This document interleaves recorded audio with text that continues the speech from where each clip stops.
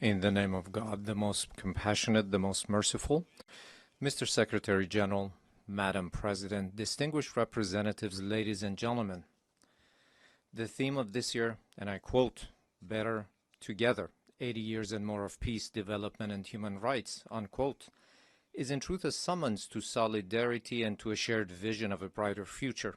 Our religious conviction, as well as the call of the prophets, rests upon the equality of the rights of all human beings. That which renders man more worthy is piety, namely truthfulness, wisdom, purity, and benevolence. The bedrock of all divine religions and of the human conscience is this golden maxim: that which you would not approve for yourself, do not approve for others. Jesus Christ, peace be upon him, once said, "Act towards others as you would have them act towards you."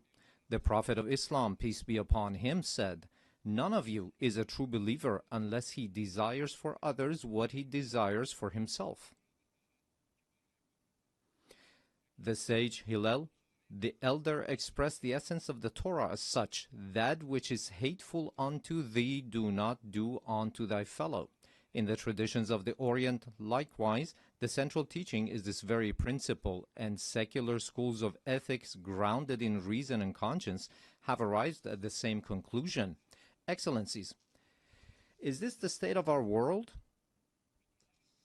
Let us behold the past 2 years. The world in these 2 years was witness to genocide in Gaza, was witness to the destruction of homes and repeated violation of sovereignty and territorial integrity in Lebanon, was witness to the devastation of Syria's infrastructure, was witness to assault against the people of Yemen, was witness to the forced starvation of emaciated children in the arms of their mothers, was witness to the assassination of Iran's scientists, was witness to the surreptitious raids infringing upon the sovereignty of nations, violating the territorial integrity of states, and openly targeting leaders of people. And all of this under the full support of the most heavily armed regime in the face of the earth, and under the pretext of self-defense. Would you countenance such things for yourselves? Who is the disturber of the stability of the region and the world? Who is the actual threat against international peace and security? Who is the violator of the golden moral maxim of mankind? Excellencies, ladies and gentlemen, you all bore witness that this past June my country was subjected to a savage aggression in flagrant contravention of the most elementary principles of international law.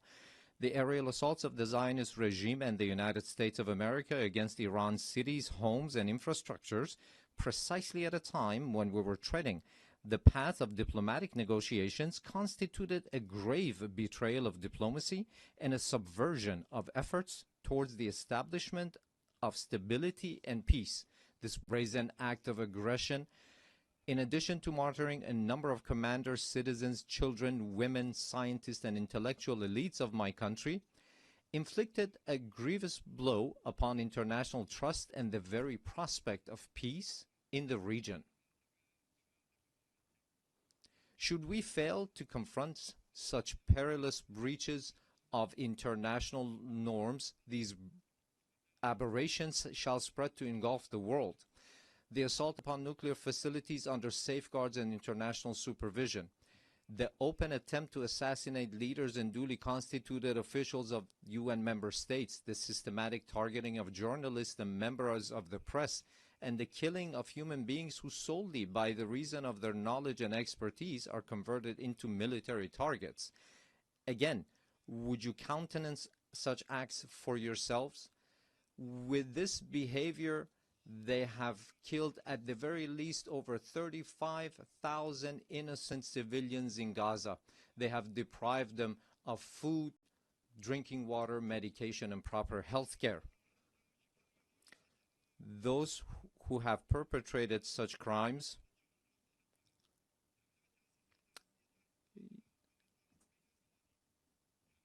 this nation, with a magnanimous spirit and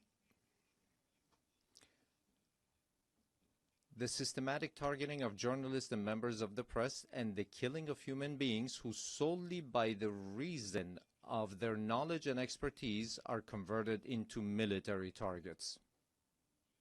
Again, would you countenance such acts for yourselves? Those who have perpetrated such crimes must know that Iran, the most ancient continuous civilization upon the face of the earth, has ever stood steadfast against the tempests of history. This nation, with a magnanimous spirit and an eternal will, has time and again demonstrated that it shall never bow before aggressors. And today as well, in the face of the transgressors, it stands upright with reliance upon the power of faith and its national cohesion. In this 12-day defense, the patriotic and valiant people of Iran laid bare before the aggressors the fallacy and self-delusion of their arrogant calculations. The enemies of Iran unwittingly fortified the sacred national unity. The people of Iran, despite the most severe, protracted, and crushing economic sanctions, psychological and media warfare, and persistent efforts to sow discord, at the very instant the first bullet was fired upon their soil, rose in unison in support of their valiant armed forces, and today they continue to honor the blood of their martyrs. Here, in the name of all Iranian people, I extend my heartfelt gratitude to all personalities, nations, governments, and international and regional organizations that stood in solidarity with Iran during this war. Ladies and gentlemen, today, after nearly 2 years of genocide, mass starvation, the perpetuation of apartheid within the occupied territories, and aggression against its neighbors, the ludicrous and delusional scheme of a greater Israel is being proclaimed with brazenness by the highest echelons of that regime. The scheme encompasses vast swaths of the region. The map itself lays bare the true intentions of the Zionist regime, intentions that have, of late, been openly endorsed by its criminal prime minister. None in the world is secure from the aggressive machinations of this regime. It is manifest that the Zionist regime and its sponsors no longer even content themselves with normalization through political means. Rather, they impose their presence through naked force and have styled it peace through strength. Yet, this is neither peace nor power. It is nothing but aggression rooted in coercion and bullying. But we envision our powerful Iran alongside powerful neighbors within a strong region with a radiant future. A future in which we stand together against a grand project that imposes genocide, destruction, and instability upon the region. A future in which collective security is assured through genuine mechanisms of defensive cooperation and joint response to threats. A future in which human dignity and cultural diversity are cherished as foundational values.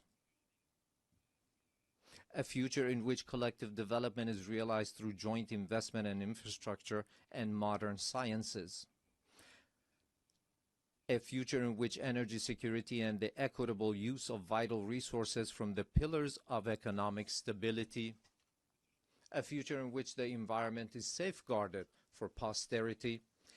A future in which national sovereignty and the territorial integrity of states are regarded as non-negotiable principles, a future not in pursuit of peace imposed by force, but founded upon strength derived through peace. In such a strong region, slaughter and bloodshed shall find no place. It is for this very reason that my country has, for many years, been among the staunchest advocates of establishing a region free of weapons of mass destruction. Yet those who themselves possess the largest nuclear arsenals and who in flagrant breach of the NPT make their weapons even deadlier and more destructive have for years subjected our people to pressures on the basis of spurious allegations. Last week, 3 European states, having failed through a decade of bad faith and thereafter by supporting military aggression to bring the proud people of Iran to their knees, at the behest of the United States of America, sought by means of pressure, coercion, imposition, and manifest abuse to reinstate against Iran the Security Council resolutions that had already been terminated. In doing so, they set aside good faith. They circumvented legal obligations. They sought to portray Iran's lawful remedial measures taken in response to the United States' withdrawal from the JCPOA and to Europe's breach and utter incapacity as a gross violation. They falsely presented themselves as parties of good standing to the agreement, and they disparaged Iran's sincere efforts as insufficient. All of this was in pursuit of nothing less than the destruction of the very JCPOA, which they themselves had once held as the foremost achievement of multilateral diplomacy. This unlawful measure, which has also met the opposition of certain members of the Security Council, possesses no international legitimacy and will not garner the approbation of the international community. I hereby declare once more before this assembly that Iran has never sought and will never seek to build a nuclear bomb. We do not seek nuclear weapons. This is our belief based on the edict issued by the supreme leader and by religious authorities. Therefore, we never sought weapons of mass destruction, nor will we ever seek them. Whereas those who disturb the peace and stability in the region lies in Israel, but Iran is the one that is being punished for those actions. There is a poem that roughly says something to the effect that someone in one side of the world does something to disturb the peace and someone else is punished for those actions. Ladies and gentlemen, the Islamic Republic of Iran welcomes peace and stability. We believe that the future of our region and of the world must be built upon cooperation, trust, and shared development. In this framework, Iran supports the peace process between the Republic of Azerbaijan and the Republic of Armenia in hopes that its outcome shall be enduring and serve as a foundation for improved relations between these two neighboring states. Iran also hopes that the efforts to bring an end to the war in Ukraine may result in a just and lasting agreement between Russia and Ukraine and bring solace to the human suffering caused by this crisis.